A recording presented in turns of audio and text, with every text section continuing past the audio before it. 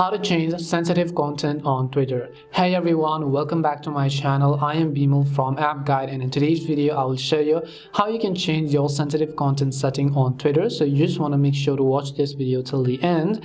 In order to change your sensitive content setting on Twitter, just go ahead and then launch the Twitter application first. Once you launch the Twitter app, make sure that you are logged into your account, and after you log into your account, obviously you will see this kind of interface. But what you have to do is to tap on your profile icon from the top left hand side of the screen, and once you tap on your profile icon, scroll down and select the option called settings and support. Once you tap on settings and support, again you want to scroll down a little to the bottom and select the option called settings and privacy.